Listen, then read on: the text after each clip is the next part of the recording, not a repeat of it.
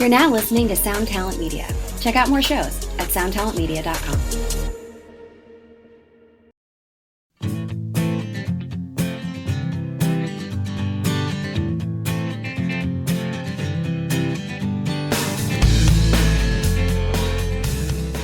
In 1997, a slick pop song from a Swedish actor-turned-musician cracked the top 5 on the Billboard charts, lodging itself firmly onto grocery store and doctor's office playlists for decades to come. We're joined this week by One Hit Thunder veteran Paul Menotiades to discuss Eagle Eye Cherry's Save Tonight. Will Paul be able to stop us from throwing blunder on Eagle Eye's very unique name? Stay tuned to find out. I wish it were so take this wine and drink with me. Let's delay our misery. Save tonight. Fight the break of dawn. Come tomorrow. Tomorrow I'll be gone. Save tonight. One hit is all you need to make the money guaranteed, and you can live off royalties forever. And it makes me wonder, is it just a wonder, or is it one hit thunder? Paul, you're back. I am. You're here to talk about Eagle Eye Cherry. Yes. This was your choice, man. Big Eagle Eye guy over there. Yeah, I'm always saying it. You know how good Eagle Eye Cherry is. Really, are you? Yeah. Can we actually say tell it the daily. story of you picking this song? Sure. So Paul messages me and is like, here's the songs that I have to choose from. And I was like, oh, you should do this song because it'd be fun. It'd kind of be in line with some of the previous picks. And then he writes back, well, I asked my girlfriend and she said Eagle Eye Cherry. And then I said I was going to do that song and she got real mad. So we're going to do Eagle Eye Cherry. Wait, what was the song? Jesus Jones right here, right now. Okay. Yeah. What's wrong with that? Oh, nothing. Nothing. He asked her for advice first, and she said Eagle Eye Cherry. Okay. And then Yeah. he came to me. Yeah. And she was like, "Why did you even ask me if you weren't?" Gotcha. Yeah. Gotcha. So to save from a fight, Yeah. to save the night, he picked Save Tonight. To And save here- tonight. And here we are. You saved tonight. Yeah. Okay. So we've been taking a deep dive on Eagle Eye Cherry the last couple days, Matt and I. Yeah. I don't know if you've investigated any further on Eagle Eye or if you just know Just this been song. listening a lot. Yeah, You know? a lot. Yeah. Yeah. Wait, what are your takeaways on Eagle Eye Cherry? Okay, I'm gonna have to admit it's just this one song, right? But it's what a good song. You know, Okay. so many songs are so involved. There's something to be said for just a 4-chord song. Yeah, it doesn't really change much. huh? Nothing, no change. Yeah. I can explain a little bit of that actually from some research. Though. Yeah. Okay. All Yeah, right. tell us. So here's a quick breakdown of Eagle Eye leading up to Save Tonight. So Eagle Eye was definitely born into the arts.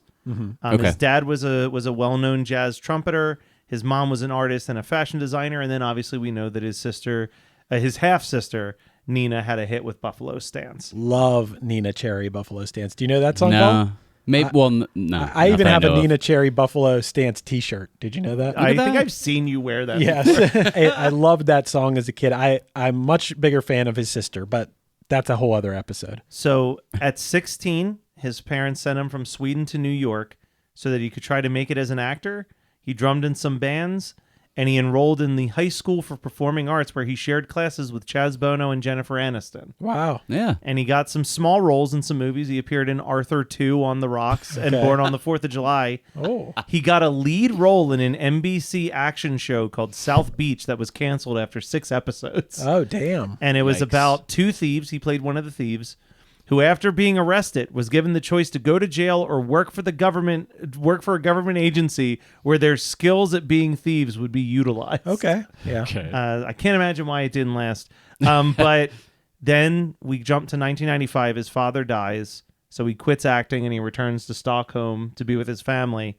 And during that time, in his bedroom, he set up a little studio for himself and he just wrote a bunch of songs on his guitar. And that's where this whole album, according to his manager, what you hear on the album is almost entirely what he recorded in his bedroom, like minus a little bit of like additional Really? production and mixing, but it was mostly like he wouldn't even play anything for anybody until he thought that it was ready to be heard by people. Sure. So Wow. with that context, it's like this kind of makes sense that this is like a dude who was a drummer, picked up a guitar, started learning some songs, of course he's going to knock Yeah. out some like simple 4-chord pop Yeah. tunes. Yeah. Yeah, and that would maybe explain something I was going to say about about Yeah. him. That's not the nicest thing in the world. But What's that? We watched a lot of his music videos, Yeah. and not just live. When you walked in today, we were watching a live video of him performing the song, and it was all right. Sounded good. okay, Band yeah. sounded good. Yeah. One thing I noticed on a lot of his songs that he's not much of a vocalist. Yeah. Right. No. Not a lot of range at all. No. Which in this song he doesn't really go anywhere vocally. You know, Yeah. it's kind of in the same area of his voice. Not a lot of. I gotta say that I'm not like a big Save Tonight guy. I would like to know like what would appeal to someone about. It's not like I hate it. It's kind of like one of those wallpaper songs for me. I don't know. Yeah. I mean, for starters, it's got a really easy to remember chorus that gets in your head once you hear it a couple times because they I think they repeat it 6 times in the duration of the song. Okay. Mm-hmm. Mm-hmm. I'm surprised that Paul would be into this song. You know, hey man, that's what we're here to talk about. I didn't necessarily pick the song because oh, boy. I'm like in love with it or anything. Okay. But it was a smash. Yeah. It was just constant. I heard it constantly for at least a year. Yeah. Why do you think people liked it so much? I don't know, but people loved it. A kid I went to high school with, I remember my high school girlfriend telling me that he said it was his favorite song ever. Wow. Favorite song ever. He That's a said, "I'll wild probably call. love this song till the day I die." You should And it's follow like- up with him. I know, right? I know. How's that going? Yeah, right. But dude, that's just kind of crazy. I can't imagine this being someone's favorite song ever. Right. I'm not saying it's a bad song. It doesn't appeal to me, but that doesn't mean that it's bad just because I don't think it's that good. But As I sit here and listen to you, I mean, like you know, I'm just I'm in my head. I'm agreeing with everything you're saying. I mean, it's I guess I only know Save Tonight. Oh, would you like to break down the song? Yeah, a little bit because Okay. maybe Yeah. I'm missing a message in the song that people are taking away. What's the story here? I'm going to tell you He's something either- you can relate to on this. okay. Okay. I think personally, the song is hypothetically about the last night before you're leaving. Maybe you're moving, Uh-huh. you're going away to college. Uh-huh. Maybe you're a band that's going on tour. Maybe you're going to jail. Yeah, maybe you're going to jail. Who knows? It could be anything. So the opening verse, he says, "Go on and close the curtain, because all we need is the candlelight. It's you and me and a bottle of wine. I'm going to hold you tonight, because we know I'm going Yeah. away, and I wish that it weren't so. So take this wine and drink with me, and we'll delay our misery and save tonight."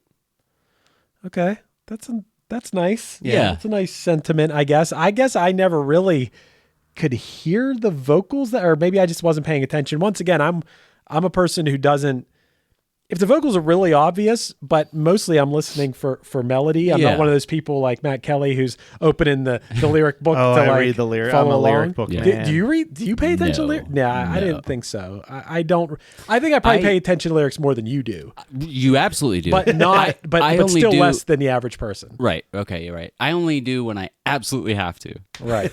Like you got to learn to sing it for some Yep. reason. Yep. Yeah. Or like, oh shit, I have to write words for this thing. Has there ever been a song that you really liked because of the lyrics? Well, I like the weaker thans no matter what. Right. Good but- call. but- Good call. Dude, yeah, right. I mean, but that's his lyrics are just, I don't even know how to, He's a poet. Explain- He's yeah. a real poet. He's a real wordsmith. yeah, And yeah, those people stick out. But Ben Gibbard's kind of that way. Sure. And Death Yep. Cab songs and yep, And there's always going to be those exceptions. I think of like the Avett Brothers as like a band that there's certain lyrics in their songs that I like the Yeah. song more for the lines than the actual Yeah. song. Like there's a song called Perfect Space that there's a line that always jumps out at me that's like, "I want to have friends that I can trust who love me for the man that I am, not the man that I was." I'm like, Yeah. oh, that's just a good. Like, I'm like, that's just Yeah. a good ass Yeah. line in Yeah. the middle of a song that. yeah. Otherwise, I couldn't be like, "Oh, this song's amazing," but like that Right. line always sits with me. Right.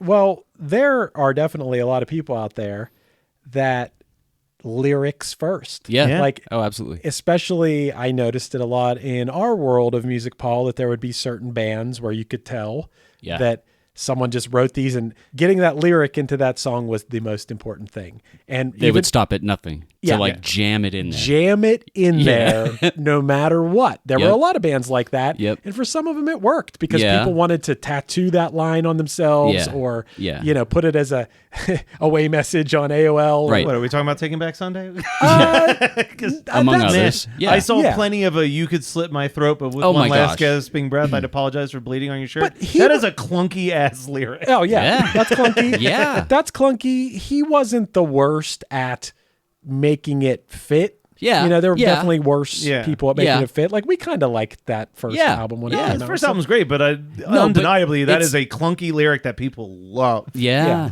Yeah. Yeah. This has Yeah. this song has no clunkiness at all. It just No. kind of, the melodies and the lyrics almost just go right along with the music. Yeah. I would believe that's he why wrote I the don't notice words. them. Yeah, I think I would believe if you told me he wrote the words after he had already figured out what the Yeah. chords because it doesn't even the chorus. I don't think the chords change up for the chorus. It is just No, that, it's the whole time. yeah, man. it's just those four in that rhythm. There's no change up anywhere. Oh, the biggest change is the drums drop out.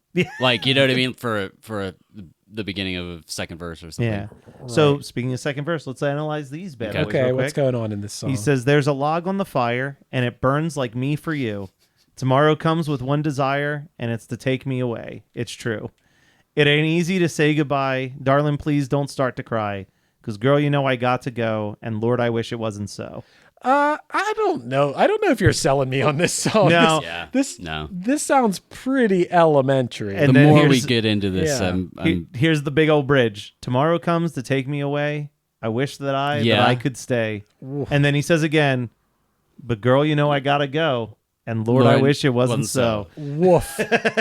He's doing all of the. Last night, Matt and I were watching some Ben Folds live videos, Yeah. and we watched this one where he's like, I don't know, like, why all the time in songs I would write like girl. He's like, I never say that. Right. Like, Yeah. He said that exact thing in that video we I watched. think he literally said stuff like, "Ooh, I'm burning for you." He's like, no one says that shit. Like, Yeah. Yeah.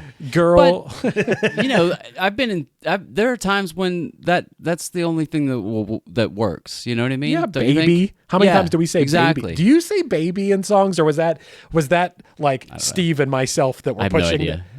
Would I have you no idea. instinctively go to that word? I think it's like a word that's just sung so much and it's been pounded into our Right. head. It's more phonetic for me. Yeah. You know what I'm saying? Yeah. Baby. It's more like that and then others. Yeah. Right. But this song's pretty Bad. basic. Yeah. I mean, I think of it through the lens of, and this is not me, I'm not saying this is a good or bad thing. Right. But under the concept of like, learning guitar and writes a song, fine. This is a great Sure. first song that you wrote on the guitar. Right. But Doesn't mean it should be a top 5 hit on the Billboard Hot But it 100. but it was. Yeah. It's not offensive to me. No. I guess I should say that. But I think given enough time in high school, I could have written these lyrics. Oh, yeah. Yeah, I think that yeah. but he did. He did it, and Yeah. I didn't. Yeah. Yeah, that's Yeah, but do people love this song for the lyrics? I think they love it for the chorus. Yeah. I think it's the chorus. Yeah. And because you can clap on the 1 and the 3. The one and the three. the melody. Is it the melody? Is it that it's the sort of acoustic feel to it? I think it's like the cadence, the melody, and the. I mean, I like that how slide feel guitar good part. it is. The slide guitar. It's Like, tasty. yeah. That is nice. That slide, and it reminds me of the whole aesthetic of this song reminds me of Torn. Natalie Imbruglia. That guitar riff, that guitar It's solo all could have came those- right out of Torn. Yeah, all the elements are like there. Besides, yeah, Yeah, it has a lot of the sound. What year is this one? 97. Yeah, this is so 1997. This is really. This song could have easily been in an episode of Friends. It could have very easily. It may have Oh, it been. had I'm going to to have check. I bet this absolutely showed up in a Friends episode. Yeah. Hey, you think he made an appearance on a Friends Yeah, episode? I mean, he's an actor, right? Yeah, no. I mean, he could have called up Jennifer. They I wonder went if to he- school together. Wow. Yeah. True.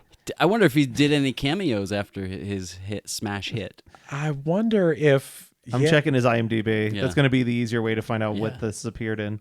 Wow, I wonder if his connections in the acting world Right. And oh, also- wow. His Yeah. songs appeared in a lot of movies. Like, not just this song, like, he wrote songs for a lot of movies. Oh. I think I told you, like, we looked up the one from Go. He wrote a song for Go. He wrote a song for Billy Elliot. He wrote a song for the movie Holes with Oh yeah. Shia With LaBeouf. Damien LeVar. Our friend is in that movie, by the way. Oh, you mean Holes Yeah. with Damien LeVar? Yeah. Let's see, 36 soundtrack things. I'm going to just Wow. skim through this. What? Hillbilly Eulogy, Save Tonight appears in. That was mildly popular recently. I think A Lot Like Love, starring Ashton Kutcher in 2005. This song appeared in. Roswell, the show Roswell, this song appeared in. Oh, wow. Smallville. He didn't make it into Friends, but he did make it into Felicity and Daria. Okay. I could see this being a go-to song for a show, or maybe that takes place in the 90s. Like, it just sets the... Absolutely. There's a show that's on Freeform right now called Cruel Summer. And they just released the soundtrack because the whole series takes place in 1998 or 1999. And I know for a fact that on their like Spotify playlist, like "Bitch" by Meredith Brooks was on there. Wheatus's "Teenage Dirtbag" was on there. Absolutely, "Story of a Girl's" on there. I should check to see if "Save Tonight" could very possibly end up on that Yeah. show's soundtrack based on those other Yeah. songs that they've tossed in there. Matt and I watched a lot of Eagle Eye music videos last night. Okay, And other songs too?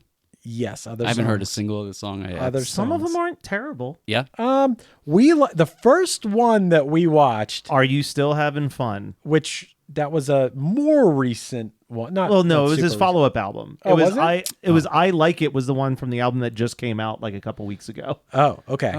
Oh. He's still putting out music. Wow. Eagle Eye never slowed down. Yeah. But we liked at first. I was like, okay, this is pretty good. This is pretty Okay. rocking. And then from there, every other one we watched, we were like, Yeah.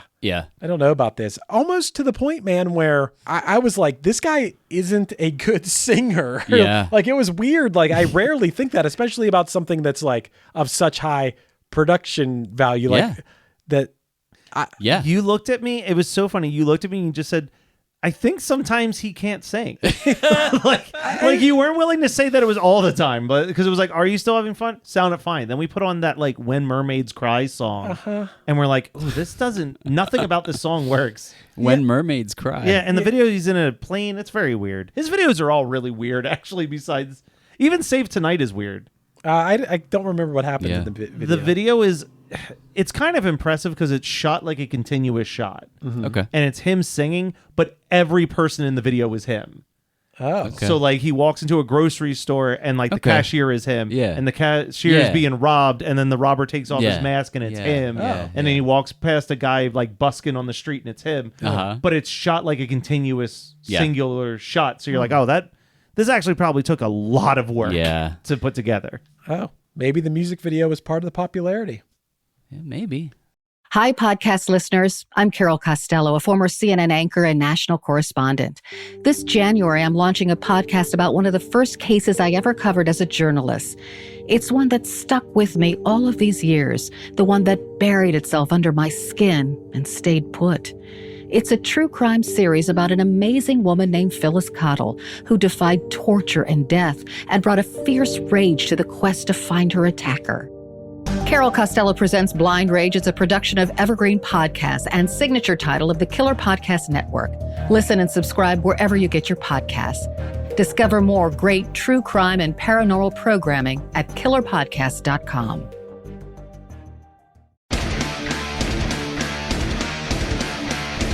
Hey there, I am Johnny Christ from Avenged Sevenfold, and I've got a podcast called Drinks with Johnny you're going to want to check out. I sit down with a bunch of different people from all different walks of life, from professional wrestlers to actors, comedians, fighters, musicians, everything in between. I'm just looking to make some friends and have a good time doing it. So if that sounds like something you're into, go check out Drinks with Johnny, streaming everywhere now. You've been lost in the woods for hours now, stumbling around in the dark. You come around the bend and see two people roasting marshmallows over a roaring fire. They see you coming into the clearing and gesture over to pull up a log. Welcome to Campfire Ashes. I'm Paul. And I'm Jess. Join us as we tell each other our originally written spooky stories around the campfire and then dive into the lore and legends that inspired them. Is it something that goes bump in the night? Is it something menacing lurking past the tree line? Or is it just weird and otherworldly? You'll find it here on Campfire Ashes. You can find us on Spotify, Apple Music, Amazon Music, or right here on the Geekscape Network. What else do you know about the Eagle Eye Cherry, man? Yeah. So Tell us more. yeah, so he did these songs. He wrote the song Desireless. The popularity of Save Tonight led to him co-writing a song for Santana's Supernatural album. Oh, okay. Okay. I mean, not a hit, but he wrote a song for it. When it did peak at number 5, this hit number 5 the exact same day that Sean Mullins hit its peak, which means that we have the exact same top 5 that we talked about. Wow. Where Eagle Eye Cherry was number 5, R. Kelly, Celine weird. Dion, I'm Your Angel was number 4. Britney Spears was Baby One More Time at number 3. Deborah Cox, Nobody's Supposed to Be Here at number 2. And Brandy's Have You Ever at number 1. Yeah, Wow. a few songs we don't really even Never know. heard of them. Yeah. So Yeah. at this time, Sean Mullins was like at number 8 or something. Yeah. Yeah, this was the peak, number 5. Oh, that's all. That's That's as high as again. It never made Okay. it to number 1. Wow. Not a number 1. Wild Wow. that I know this now. I've known this for maybe 2 or 3 years now, but the first time I found out Eagle Eye was his actual name and not a stage name, Yeah. that kind of blew my mind. Heck, yeah. Yeah. He's a Swedish fella. Yeah. The Swedish aren't afraid to have some crazy names. Seems like he had some good connections. He had a Yeah. sister who had a hit, man. Yeah. I'm curious. I'm pretty sure Buffalo Stance didn't make it past number 5, so I'm wondering who had the bigger hit. Ooh. Oh, Save Tonight's a way bigger hit than Buffalo Stance. Yeah. Just because I like Buffalo Stance better doesn't mean Oh no. what. Buffalo Stance peaked at number 3 on the Hot 100. Whoa, Oh. really? Yeah. Save Tonight's definitely stood the test of time more. This song still you still hear this song, right? Yeah. What? Oh, Save yeah. Tonight? Yeah. This is we've talked about it a lot during this block of recordings that we've been doing, but like this is definitely walking around a grocery store soundtrack. Yeah. Oh, for sure. I would Shop and imagine- save. Yeah, this plays Shop at and save. every Shop and Save and Giant Eagle every day. At Yeah. some point, Yeah. Save Tonight is on. Yeah. You ask who knows the lyrics of this song, any employee at a shop and save. They've probably heard it twice a day, every day that they're at work. For sure. When Yeah. you're stocking shelves, you got nothing more to do than learn the lyrics to the songs that you've heard a Right. million times. Yeah. I wish I could find something to hold on to in this song. Like I never really liked it then. I don't know that I've learned to really like it that much now. I'm trying, man. I'm trying. It hasn't really grown on you. No. Well, let's. So I feel like every time that we've picked a song here, that you've picked a song, Oh, right? okay. First time we did Dead Milkman, Yeah. or no?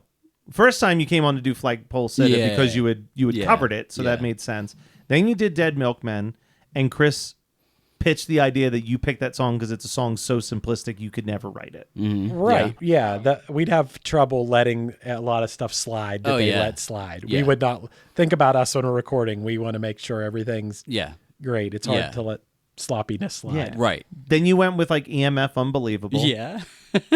Then Oh, you did. Like, which I think that was just that you really liked that song when you were a kid. Well, yeah, Yeah. it was my jam when I was a youngin. Then you went with Spiral Staircase More Today Than Yesterday, Yeah. which was just a great song. Just That a was great that our song. number one song? That for was our us? number one song In our that year. countdown episode. It was our favorite song Oh, the year cool. that we did. Cool. Yeah.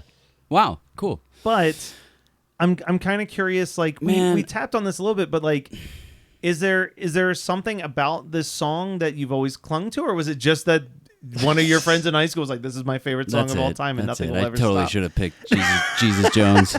I'm really regretting this decision. Honestly. Let's see. What was the I couldn't critics believe- saying about this? So Larry Flick of Billboard wrote, with a voice mildly reminiscent of Seal, Oh, the lad gives Save Tonight a That richly is soulful generous. edge Yeah. that cuts through the track's shiny arrangement of strumming acoustic guitars and prickly electric licks. Beyond the single's well-crafted surface are vivid storyteller lyrics that are smarter than what you typically find on the radio. are they? An No. excellent commercially sound way of introducing an artist's sterling full-length debut, Desireless.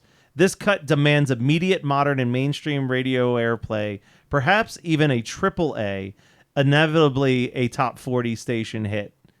Man. Wow. How much they pay him to write I that? know. Yeah. And the Scottish newspaper, the Daily Record, felt that the song, that the late great legend Don's son and Nina's brother are living up to his musical heritage in the family. Wow. Okay, maybe I'm missing something here. Maybe I'm wrong. I don't know. No, I don't know. I don't know, man. I tend to agree with you. I think that that's a bunch of crap. You know. I'm so regretful for picking this. Jeez, you don't have to be regretful. Song. No, don't be. Listen, let's have some fun. Let's imagine you wrote "Save Tonight." Each one of us in this room has written "Save Tonight." Okay. What is the life experience that you think spawned? Why are you leaving? I guess what is your reason for leaving that you're writing the "Save Tonight" to your girlfriend? What reason would I want to save tonight? I don't know about that. I was kind of thinking if I wrote this, if I would even think that, like, guys, I got one here. Right.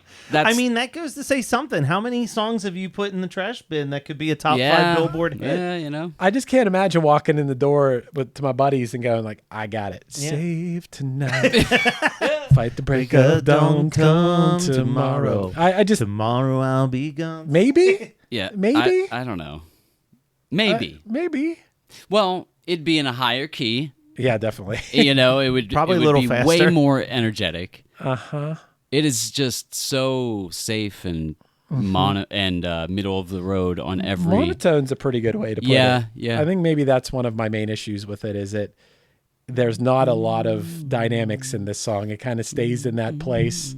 It's like And 3 or never 4 leaves. notes, the melody, you know. Yeah, never leaves that place. Yeah. So it's just the rhythmic. I think the rhythmic aspect of it. Yeah. Yeah. Yeah. Matt, why do you have a situation where you wanted to save the night? Well, no, I'm thinking of like if I was writing this from a personal experience, I guess it would either be like going away to college. I stayed local, but maybe she's the one going. Maybe it's a reversal. It's like because you have to go away. I want to save tonight before you leave, or when I move to California. Like those would be the two life experiences where in my head I'm like, oh, we got to save this last night. Yeah. Because who knows if there'll be another night like That's this. true. Does that make you like a song if you I feel like if I can relate to it? I think that if I was going to say a reason why I like this song, it's because it came out when I was 12. Exactly, dude. Like, we're so young. Like I think that's a huge part of it was I was 12 and it was an easy song to sing along with when my mom was listening to the radio. It didn't suck as much as like a lot of stuff on the radio. Yeah. I mean, let's put it. You know what I mean? I mean, at the time, again, we just said Sean Molin's Lullaby sitting at number 8. Lullaby is definitely a way better song than Save Tonight. In my think mind. so. Like I would argue that. We also talked about in 1997 at this time, Meredith Brooks's "Bitch" is on the radio. Yeah. I might take this over Meredith Brooks. Yeah, it's Yeah. yeah. Yeah. I mean, that's still more, would. That's more apples and oranges than Sean Molin's "The Eagle Eye Cherry" for sure. Yeah. But like, I'm just saying, like, Yeah. I'm thinking of it in that context. We didn't even know 2 of the songs on the top Right. 5 at the time. I'm trying to think. A main consumer of music. This is a time when people are still buying CDs. Do you know how many CDs he sold of this? Or Oh man. Oh, I'm sure he sold a shit ton is it of like this. multiple platinum? Let's take a look. All right, so I'm scrolling up. It was certified gold by the BPI. The RIAA certified it as platinum. Okay, he sold 1 million copies. SNEP? I don't know what that is. RIAA is what matters. Okay, then that's platinum. It was a platinum selling record. Yeah. It was the number. It peaked at number 2 in Sweden. Okay. 45 in the United States. Oh. Number 3 in the UK. That's crazy. You could sell 1 million albums, but only peak at number 45. Hey man, that's 1997, baby. Yeah, people are buying music. I guess one of my points is that young people tend to be the ones buying music. Right. And it's just surprising to me that many young people went out and bought this because it seems like music for middle-aged people. But I think Old again, you gotta put your mind in 1997. Yeah. Okay, let me... Old people in 1997 were also buying records. Yeah. Okay. My parents had a sizable record collection. Not anywhere close to what I had, but like they had their Sheryl Crow record. They had I don't know if they didn't have Eagle Eye Cherry, but they had all types of artists that would fit in that same category. I mean, I also came from, my mom was a singer. So like sometimes she would have to learn some songs for like a cover band or whatever. Yeah. So she'd just go and buy the album because she liked a couple of the songs and would listen. That's how I a group that I'm sure you liked that was kind of before my time, Swing Out Sister. She had to sing a bunch of Swing Out Sister Love songs. Swing So Out I have all their records because she just bought them for like the Wow. 1 or 2 songs she needed to learn. Nice. Hey, look, I'm trying to put myself in 1997. I'd probably be wearing a fedora, skanking in 1997, but I'm trying to put myself there as which I was, a high schooler, maybe putting myself in an American Pie type situation. Yeah, like I mean, someone has a house on a lake where there's a party going on. Yeah. And maybe there's a girl there I like and Save Tonight is playing. And maybe I have a whole different perspective on this song and I really like it because to me, it's just a song that was on top 40 radio that never struck me or resonated with me. It wasn't played in situations where something formative was happening for me. Yeah. Yeah, because you're describing the high school experience, and this song to me is like just recently finished 5th grade, starting 6th grade. Right. Like, So- as much as I liked punk, like the first band that I ever loved was Green Day. Like, my cousin gave me his Green Day records, and he gave me his Nirvana records, and it like opened up this world for me. But like, I still was a kid who, even though I liked this stuff, I was just an MTV guy. If it showed up on MTV, it automatically was certifiable as cool because it made it to MTV at that point. Because I'm a dumb 12-year-old. Right.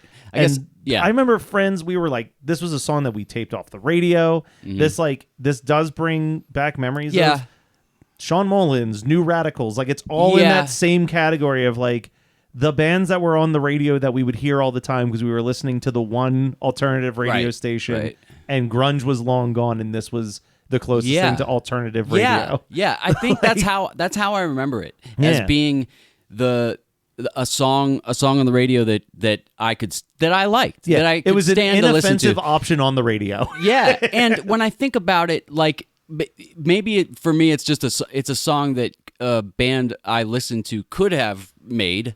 Who? I don't know, like sort of like Face to Face or Social D or Really? Well, it's 4 chords and I think so. Like maybe that's like the worst, that's like maybe that's offensive to those to Social D I'm saying we can paint this picture. I wanted to pull up what 1997 was as a whole. Yeah. Here were the 5 biggest selling singles of the year 1997. We're talking about 1997. These were the 5 biggest selling singles of 1997. So this is what Save Tonight is up against as a teenage boy listening to the radio. Right. Number 5, Hanson Bop. Okay, I like this better than that. Number 4, probably the only one that is better than Save Tonight from the perspective of a 12-year-old boy. No Doubt, Don't Speak. Oh, That's a really good Great song. song. great song. Number 3 was Aqua Barbie Girl. Number 2 was Sean Combs, Faith Evans, and 111, I'll Be Missing You. And the number 1 song... 112. 112, 111, whatever. Plus 1. And the number 1 single, my mom had it, every mom apparently had it, Elton John's Candle in the Wind, 1997. Okay.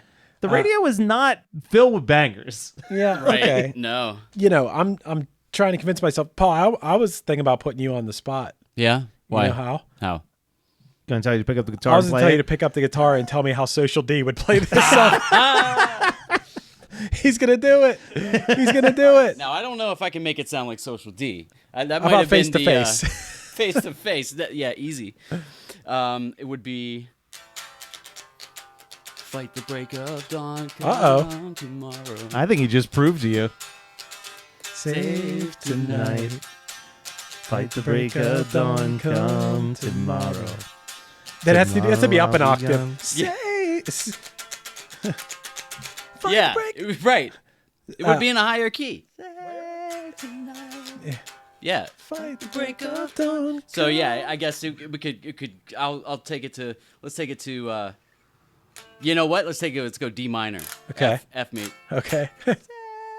Tonight.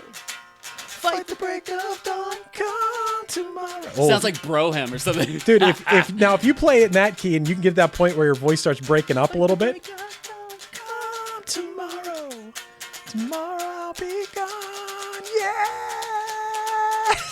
Sounds like Bad Religion or something, you know? The bad religion version of Yeah. Save Tonight.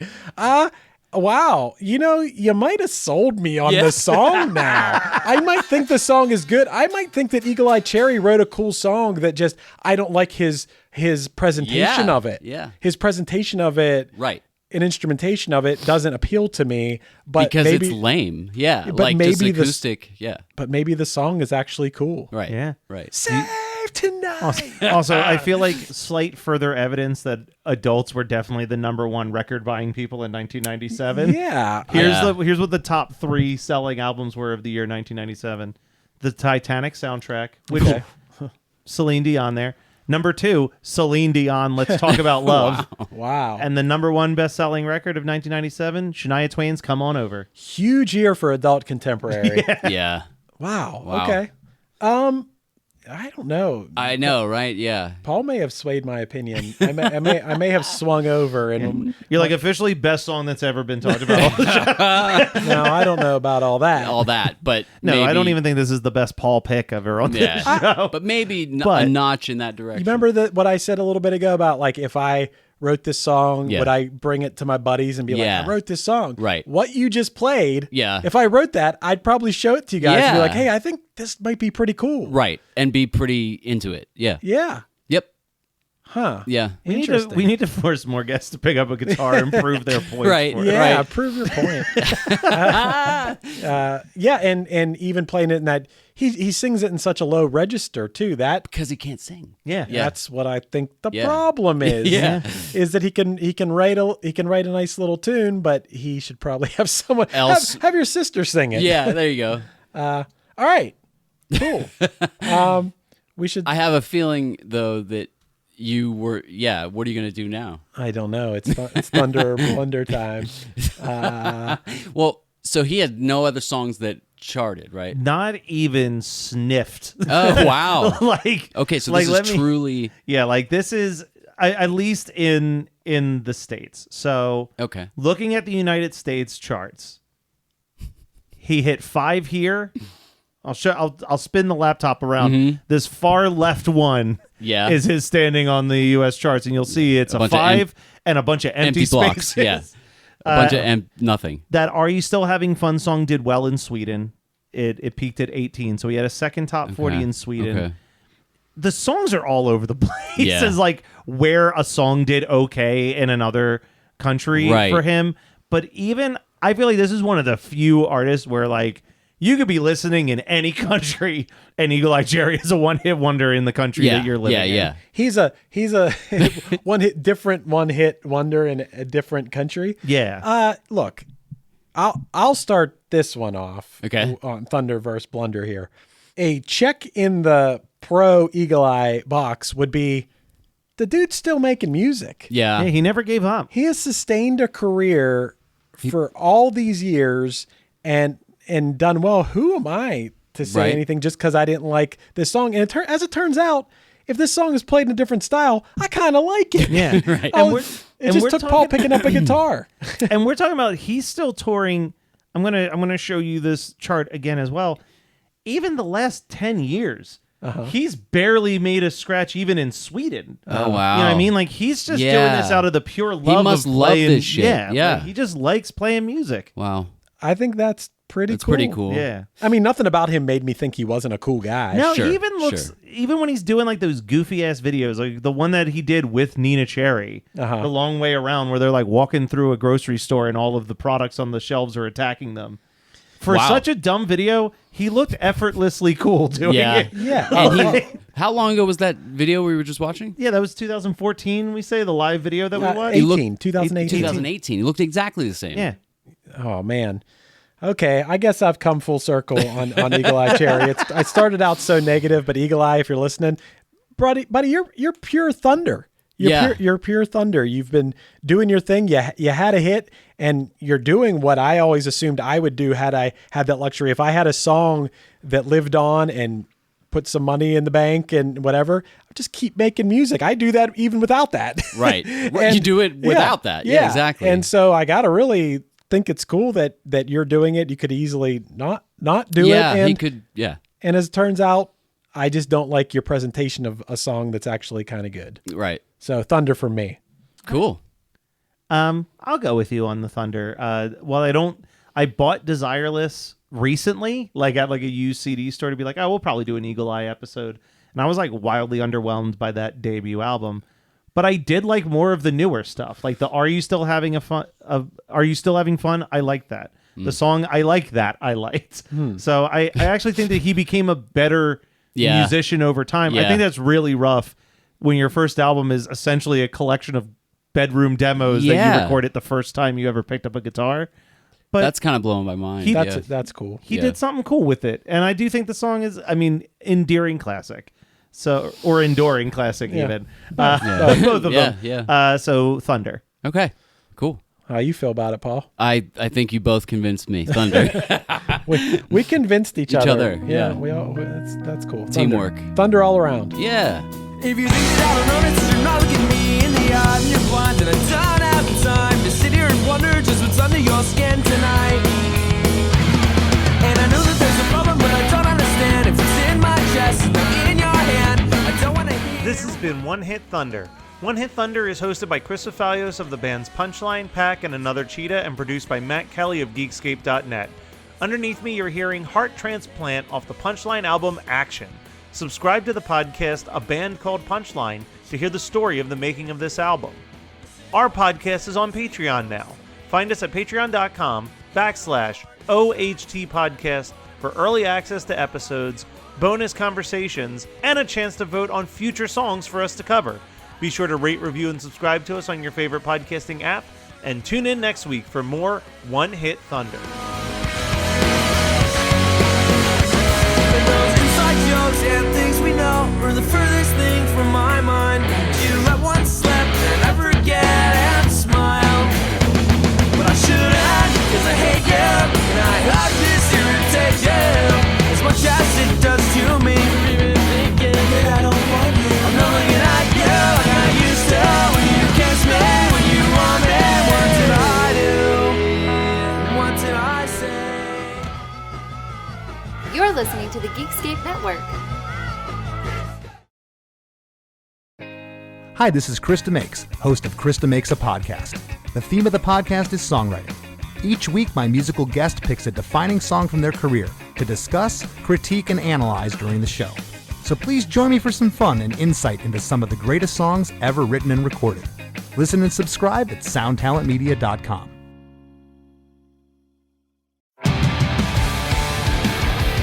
What's up, everybody? I am Finn McKenty, host of the Punk Rock MBA podcast, part of the Sound Talent Media Podcast Network. My podcast is all about doing what you love for a living, and every week I sit down and talk to people who have done exactly that. For example, musicians like Tommy from Between the Buried and Me, Matt from Periphery, Lil Lotus and Shinigami, among many others, photographers, artists, designers, YouTubers like Glenn Fricker and Sarah Dici, and I unpack exactly how they got to where they are today with the goal of helping you do the same. So if that sounds cool, you can listen and subscribe at soundtalentmedia.com, and I'll see you there.